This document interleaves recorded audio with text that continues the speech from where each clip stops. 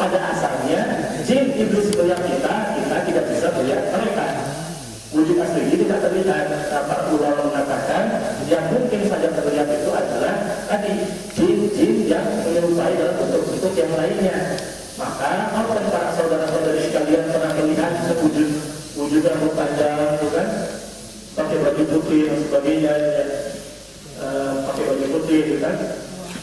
Menyeramkan itu bukan wujud asli jin. Kalau mungkin dalam hadis-hadis yang kita temukan hadis-hadis sahih bukan ahad itu dijelaskan jin-jin yang menyerupai jadi ular-ular atau menjadi binatang anjing kita. Karena itu jadi seorang ular padahal mimpi buruk. Anjing kita, ular kita jadi buruk. Atau misalnya wujud-wujud rupa penampakan tadi. Nah, kalau terjadi hal-hal semacam itu menurut para ulama termasuk dijelaskan oleh Dr. Muhammad Al-Asy'arawi dalam masuk kitabnya berlaku hukum perubahan materi. Ketika jin menyerupai jadi ular, ini berdasarkan hadis yang dunia tadi itu, tapi ada mengatakan hadisnya khawatir. Al-Bayat termasuk jin menjadi menjelma menjadi ular itu berlaku hukum seperti ular. Ular itu kalau kita potong kepalanya mati, Pak. Atau kita potong kepala sebulan kemudian mati. Ini sama konteksnya seperti itu. Termasuk ketika Rasulullah SAW sholat, beliau diganggu oleh jin iblis yang menyerupai laki-laki. Beliau tangkap tadinya mau belum ikat di masjid. Nah, dengan dalil-dalil tadi dipahami sebetulnya ketika bangsa jin yang menyerupai itu dan wujud-wujud rupa semacam itu berdasarkan logiknya kita, ini yang saya pahami logiknya kita, dugaan kita itu bisa dalam artian ditangkap seperti fisik, bisa dilawan dengan fisik seperti fisiknya melawan manusia. Maka lebih pada lain hal itu bakal rahmat dari Allah.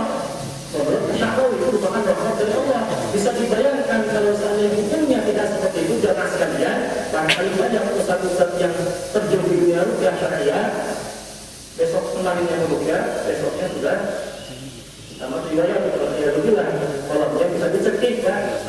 Makanya dalam film-film horor yang terus mistis terus nyamuk ke situ ya, film-film horor di Indonesia itu tali potong perawat, tapi bagaimana ya tali potong senjata tali potong senjata itu ada ya, jangan khawatir sih para senjata.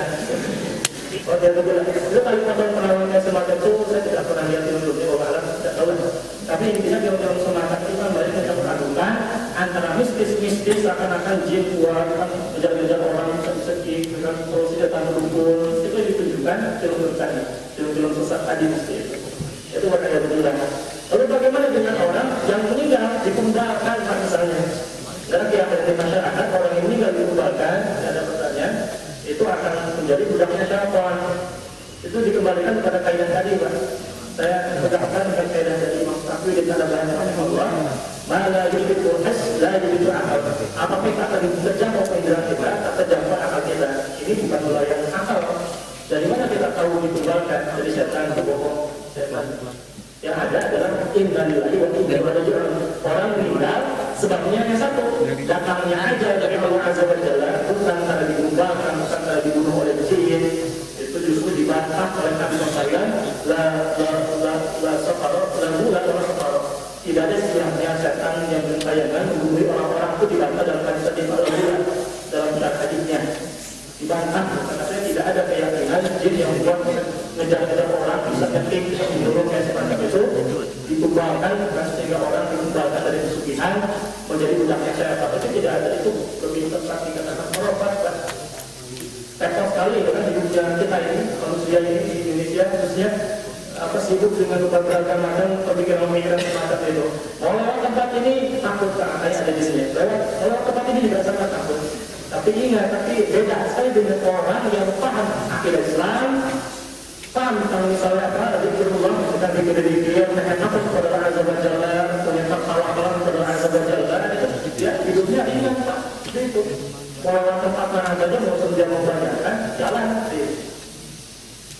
itu di lapangan rupiah saja kita sering menghadapi kondisi semacam itu Pak. Ketika pulang kita semangat sabar, kita lewat telepon malam kita dulu kita itu saya sering kali sahabat dari jalan Tangerang pegang tempat rupiah saya dalam seminggu berapa kali, sekali seminggu. Itu kan berangkat pagi, pulang sore, malam, pulang itu jam 11 malam, itu ada tempat-tempat ya yang katakan mungkin ada background semua lah, tapi ya kita tawakal, kita belilah seperti itu. Yang pasti ya kita siap.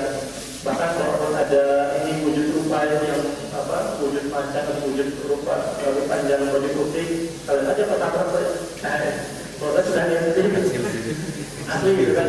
Jadi saya lihat kalau ada yang wujud rupa semacam tempat-tempat karena kurang proses ya dalam jalan pintas itu makan pokokan berhutan dan semacam itu, ambil baca doa, tetap ikhtiar, tertawakal, tidak ujub, tidak takabur. Karena beda antara orang yang berani karena takabur dengan orang yang berani karena berislam.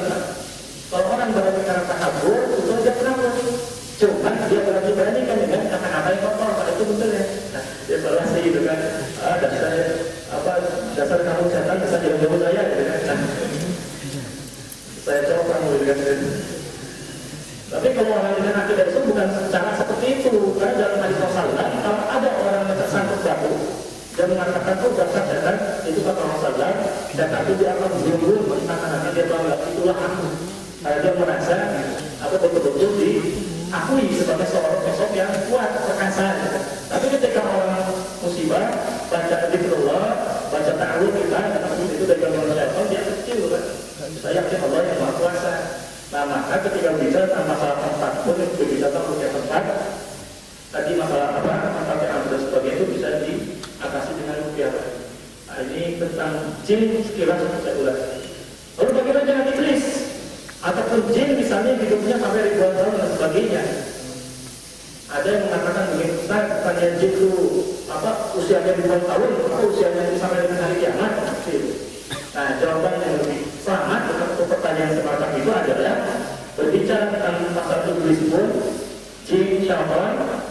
Karena begini Pak, istilah jin, syaitan, iblis itu mesti dipahami secara proporsional.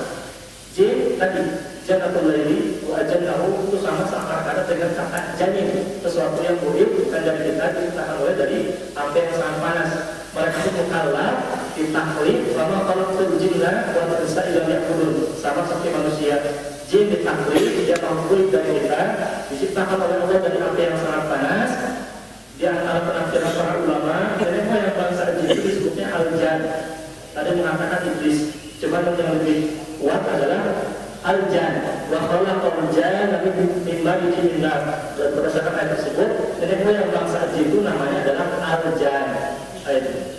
Dan dia diciptakan dari api yang sangat panas. Nah, lalu bagaimana dengan syaitan? Syaitan itu jamaah sekalian, syaitan la yashtunu, syaitanan itu makhluk kullu wa tamadin atin. Makhluk yang berusaha, yang komah, bukan yang takabur. Misalkan manusia itu syaitan. Bisa ada dua apa jenisnya? Ada setan golongan manusia, ada setan golongan jin. Wajah Nabi itu digambarkan dalam masing-masing nas itu minal jin dan nas dalam surat An-Nas itu ada tunjuk setan itu ada dari golongan jin, ada setan dari golongan manusia. Itu jelas dalilnya kita temukan. Artinya bisa jadi ada manusia yang dikatakan bersifat seperti syaitan. Mereka yang menghalangi dakwah Islam misalnya dengan alasan hawa nafsunya ataupun fanatisme golongan, padahal kita sama-sama membangun Islam itu terjadi. Itu bisa jadi penyakit-penyakit yang ditujukan oleh iblis alaihi. Lalu bagaimana dengan iblis? Iblis itu dia termasuk golongan jin, Pak. Emang ada ulama mengatakan iblis masuk golongan malaikat, cuma pendapatnya dilemahkan. Karena minal jinni famasaqqa an amri rabbih. Iblis termasuk golongan jin, tapi dia fasik terhadap perintah Rabbnya. Artinya iblis termasuk golongan jin, dan dia rasul syayatin, pemimpinnya para setan.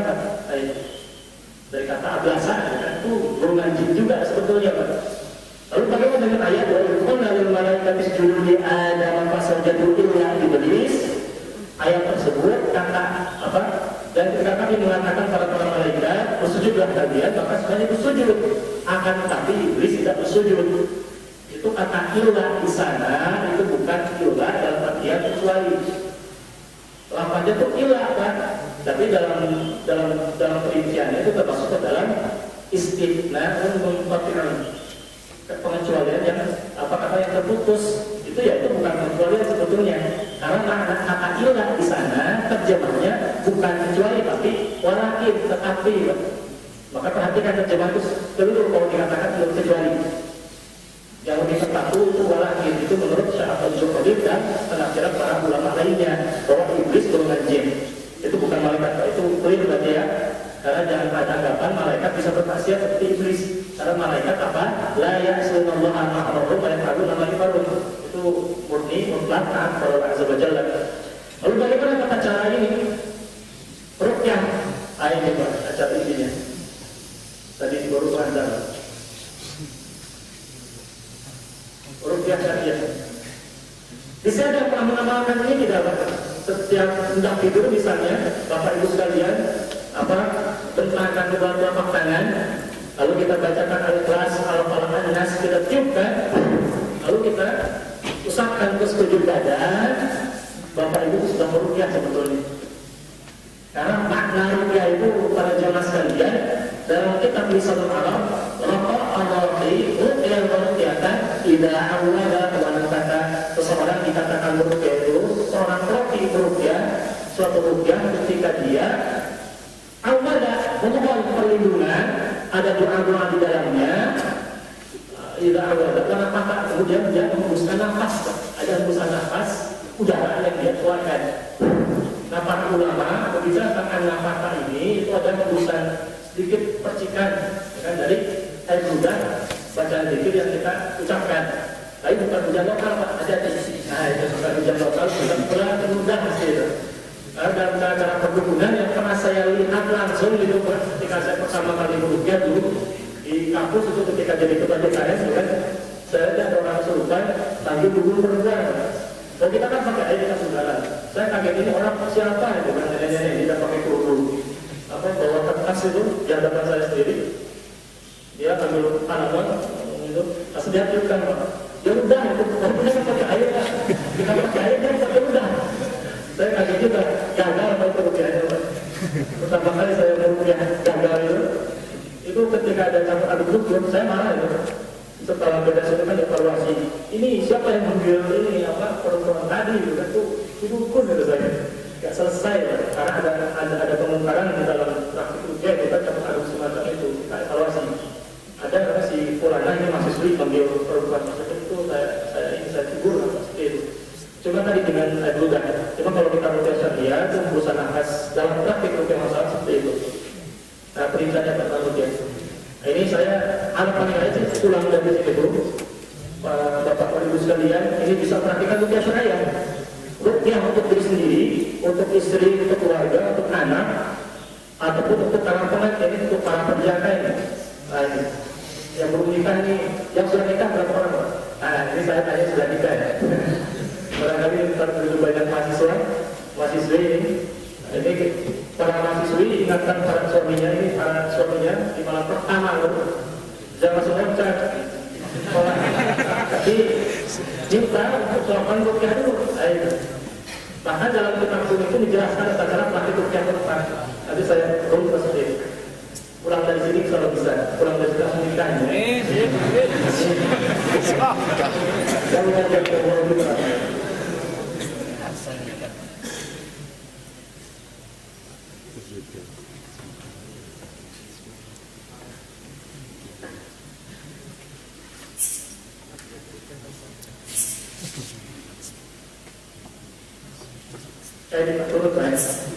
Ruqyah syariah tadi intinya adalah kalau seseorang dia membaca doa perlindungan terus dia hembuskan nafas, kalau dia sebatas baca doa perlindungan itu doa saja.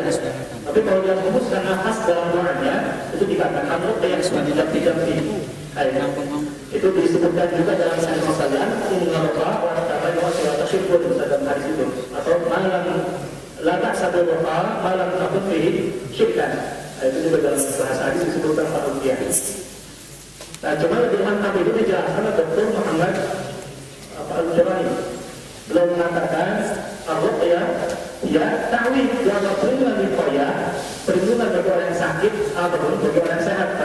Diqra'ati syahid dengan Al-Quran Karim, yang membaca sebagian dari Al-Quran Karim, asma'ullah wa sifatihi, dengan asma'ullah atau sifat-sifat Allah ya Allah ya Aziz ya Ghafar Ishbina wa Syafi, bisa kita katakan semacam itu.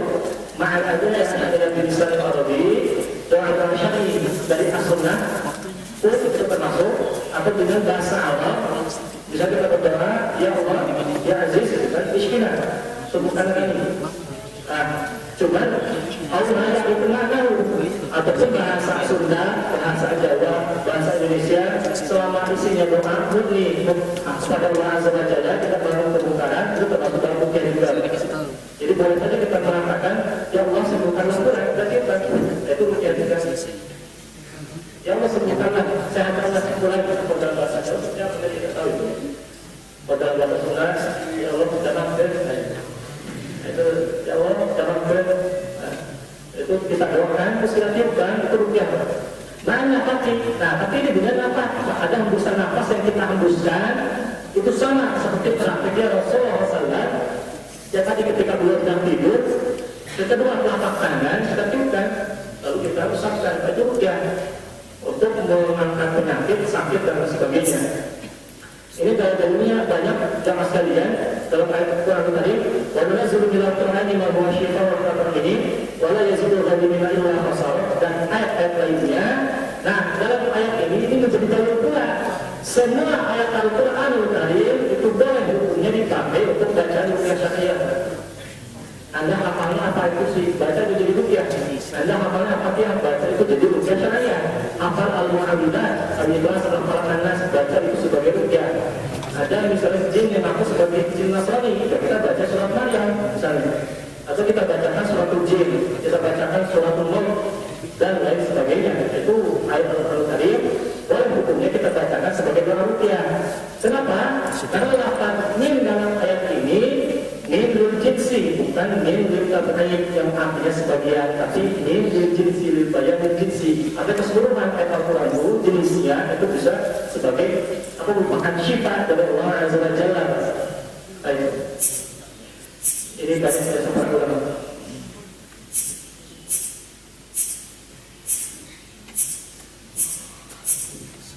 Lalu dalam hadis Rasulullah, lalu dalam hadis dari As-Sunnah dibagi 4. Yang pertama rukyah Jibril dan Aisyah kepada Nabi SAW. Maka ada doa Bismillahirrahmanirrahim min kulli syai'in radika wa yahdika. Itu doa rukyah dari Jibril, melalui Jibril As-Salam kepada Nabi SAW. Yang kedua rukyah Nabi terhadap dirinya sendiri. Ketika beliau digigit kalajengking, ini termasuk ini pengobatan ini ya, P3A barangkali dari keperawatan sebagai misalnya. Tapi kita yakin dan tunjukkan, maksudnya sebagai pertolongan pertama pada kecelakaan keracunan misalnya yang paling sederhana, antum ambilin air, campurkan garam, kemudian bacakan Al-Fatihah, Al-Ikhlas, Al-Falaq dan An-Nas. Tiupkan ke air tadi, dibaca dengan betul-betul mengenal Allah, lalu dipercikan atau diusap atau disiramkan. Itu dalam hadis-hadisnya kita risi seperti itu, Pak. Ada banyak hadis-hadis yang riwayatnya hasan. Perbuatan Rasulullah SAW rukyah gigitan kalajengking racun dengan air. Itu bisa dilakukan sebagai upaya paling cepat seperti itu. Terus yang ketiga, rukyah Nabi terhadap sebagian sahabat. Misalnya ada kata-kata ukhruj ya Allah ana Rasulullah. Keluar kau, saya adalah utusan Allah. Ataupun bacaan beliau ketika membaca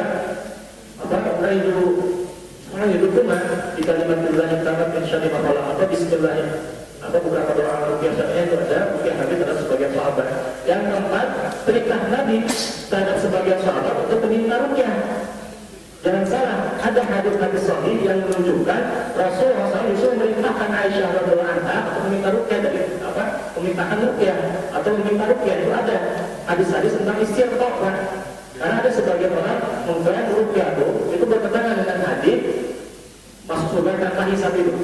Tapi tidak jelaskan poin itu. Tapi ada perintah Nabi untuk melakukan rukyah, membenarkan rukyah sebagai sahabat. Artinya jamaah sekalian, rukyah syariah itu masyhur jelas, termasuk ditegaskan oleh Syekh Abu Bakar dalam tanya jawabnya tentang alamat hubungan manusia dan jin. Berobat dengan rukyah syariah itu jelas ada dalilnya. Tapi kalau kata beliau sendiri, saya apa itu hadir, kalau ada orang yang klaim dengan bantuan jin dia bisa menyembuhkan orang-orang, itu bagian dari dajjal, dukun itu. semua yang bukan dengan bantuan setan-setan guru ngaji menyembuhkan orang-orang itu termasuknya ini banyak setan seperti yang dibilang. Ini dalilnya banyak Mas. Termasuk juga pendapat para ulama. Hanya saja ini jadi ukuran. Ini pun menjadi ukuran untuk menentukan dia rupiah syariah atau menjadi rupiah yang batin. Ijma' ulama, ini kesepakatan para ulama muslimin terhadap rupiah syariah dengan seluruh syarat-syarat sebagai berikut. Yang pertama, awalan antakuna di kalamillahi ta'ala bi asma'i wa sifati. Yang pertama, rupiah tadi dengan kalamullah, dengan Al-Qur'anul Karim, musik misalnya ataupun Al-Fatihah, dan atau dengan doa-doa nama-nama Allah atau sifat-sifatnya. Bisa kita apa? Walillahil asmaul husna fad'uhu biha. Nah, kita berdoa dengan asma Allah. Misalnya ya Allah ya Aziz, ya Ar-Rahmanur Rahim, ya Mujibas Sa'ilin, Ishfina, subhanallah kami ya Allah, dengan nama-nama Allah tadi. Itu luar biasa. Yang kedua maknanya antakuna bilisanil arabi atau bima ya'rifu ma'nahu. La bil alfadil majhulah wal muqtal sama wa tam sama alladhi yaqulu al musyabbihun wa tajarrud qiyatan qatarullah.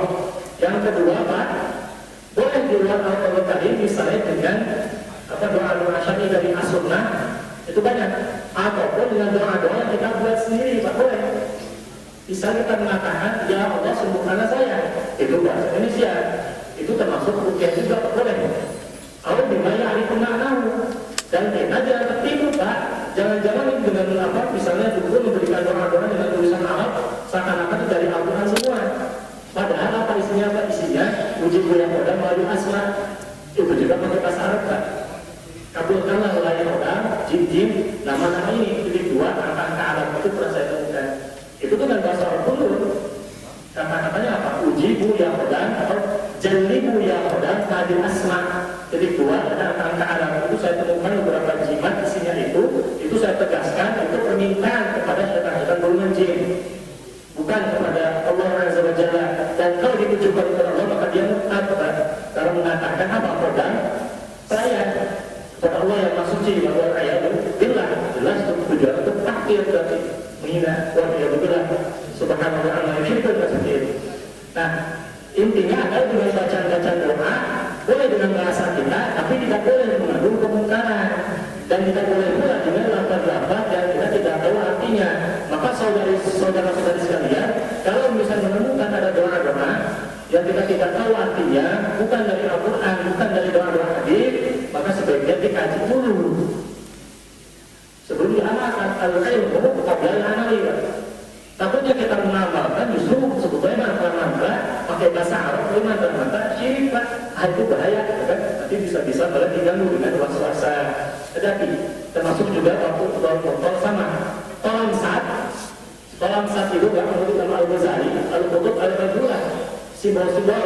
Barangkali kalau kita tafsirkan sekarang kayak semacam angka-angka Arab itu ya, ada huruf 9, ada ayat Al-Qur'an potong, ataupun ayat Al-Quran tulis sumsang misalnya, ataupun kalian buka simbol ada bintang, pagar, bukan apa pagar 1, 2, 3 bintang itu, bintang 1, 2, 3 pagar, bintang pulsa itu.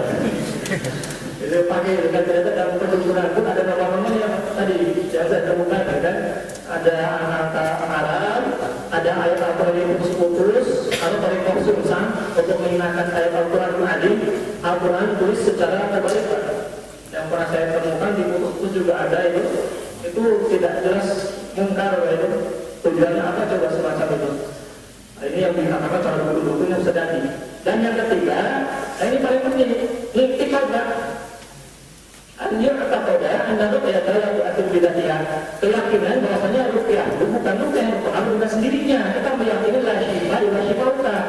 Wajib kita meyakini dalam praktek ruqyah syariah pun, baik yang meruqyah, baik yang diruqyah, keyakinan hanya Allah yang menyembuhkan asyafi. Bukan ruqyah, bukan air, bukan garam, bukan ruqyah, jelas itu. Bukan bacaan-bacaan, tapi hanya Allah Azza wa Jalla. Karena kalau meyakini justru dalam bacaan ataupun kepada orang awam, itu saya yakin pasti tidak akan selesai, tidak akan sembuh. Yang ada penyakit tambah, penyakit akidah lebih berbahaya lagi. Nah itu makanya penekanan dulu. Kalau saya selama ini Pak, 800 orang santri di tempat saya kerja itu di Tuan Syariah Al-Waya itu, kan mereka dari berbagai macam latar belakang. mereka datang bukan ke tempat ke kantor saya itu, ke ruangan saya gitu kan, mereka konsultasi kaitan dengan gangguan-gangguan. Biasanya tidak pernah saya bentuknya langsung, saya dokumen kan, saya tuliskan berapa rupiah, saya kasih ini bapak rupiah mandiri, kadang-kadang data saya di situ, bagaimana tata caranya, 2 minggu datang lagi pada saya, ketika datang lagi sudah selesai alhamdulillah. Artinya ini yang kita harapkan, sesuatu bisa rupiah diri sendiri, tidak tergantung pada rupiah orang. Ini perumpamannya seperti ini, kita punya rumah,